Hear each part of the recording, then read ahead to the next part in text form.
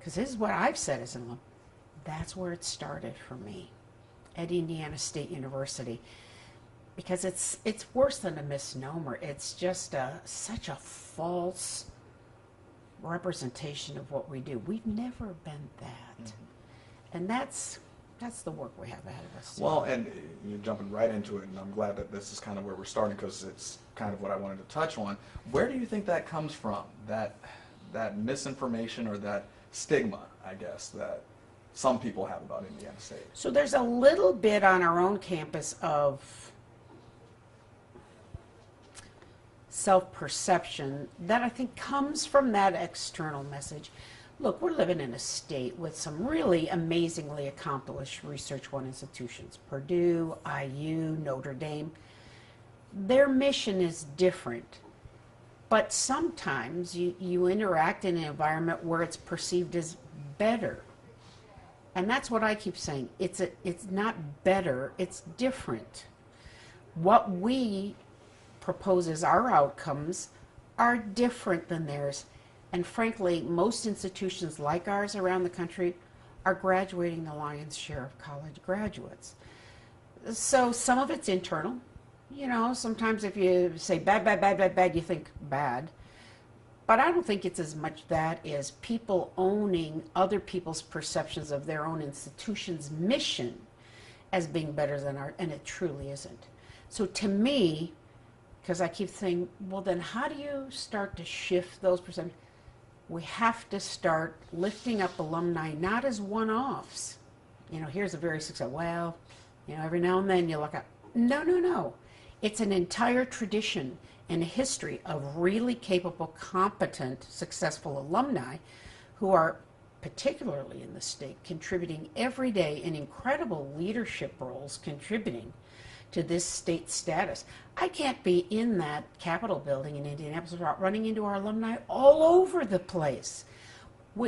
It's not just, although we have them, those amazing folks who started a business and it's very successful, but it's people who serve this state, serve corporate America, serve industry, serve communities all the time.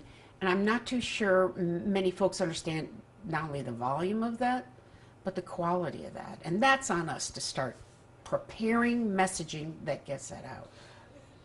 Obviously, you stepped into a huge office, a huge responsibility, and there are a lot of things that I'm sure you wanted to take on once you got into this role. What you just mentioned, which is, you know, kind of changing that perception and bridging the gap between the alumni and the students here, where does that fall on the list of things to do? It's very high priority because, as we might understand in just about any endeavor, perception trails fact. So even at the point at which we're turning a corner on getting that messaging out, perceptions have a lasting effect.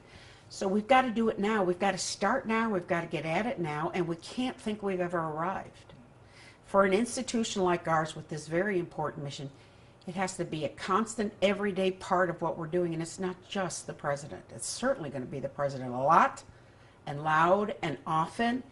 But we really need to develop a culture of promoting who we are, what we do, what we have done, and what we're going to do in this state that everybody's able to articulate on a regular basis. And that's going to be one of our goals with our communication strategy.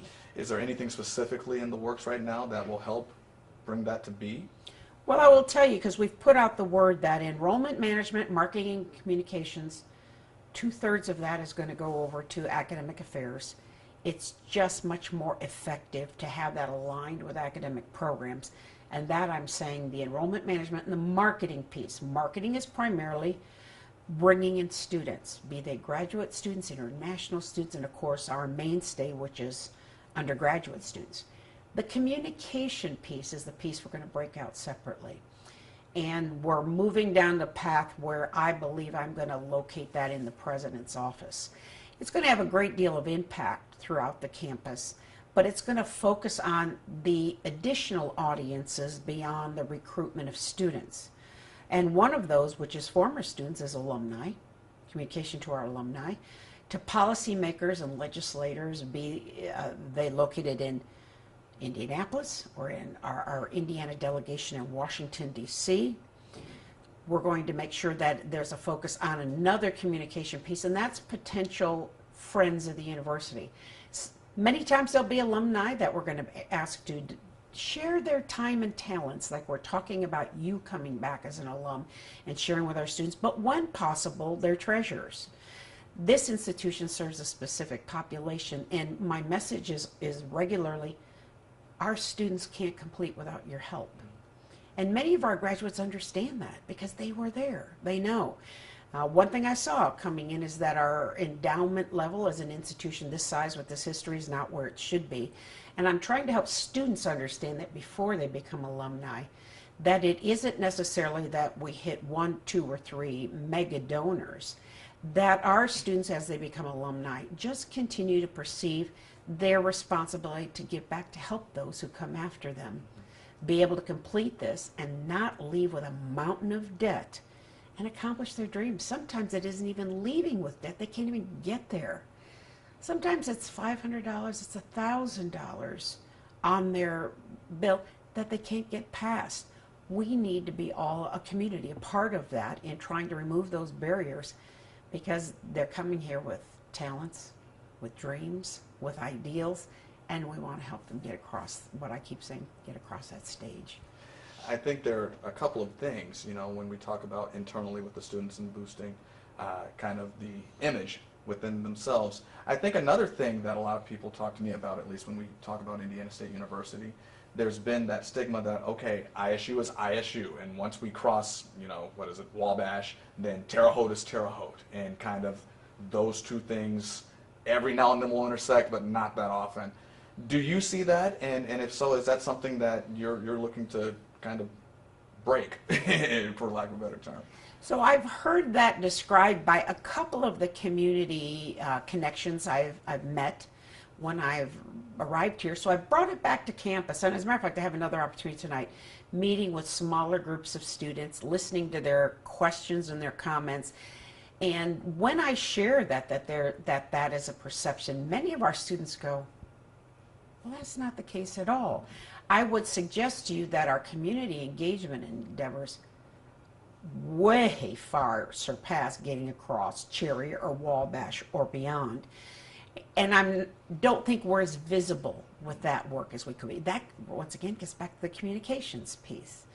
We're doing it, we're working really hard at it, but we need someone and a team that focuses on making that visible in the community. Can we do more? Absolutely. What I keep asking this group here to help me do is, whatever the topic is we're on, what's the ideal we're shooting for? Not what's broken and we're trying to fix it. This institution is not broken. There aren't things that are broken, but can we get better every day? Well, the way you get better is have a view, a vision.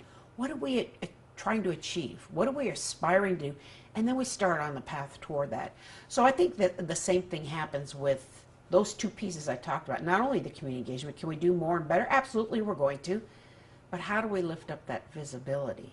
Sometimes it's just for the purpose of saying there's a lot going on, but another point is there'll be community agencies and folks in the Wabash Valley at large who will say, well, how do we get engaged with that, right? How do we have Indiana State University students involved?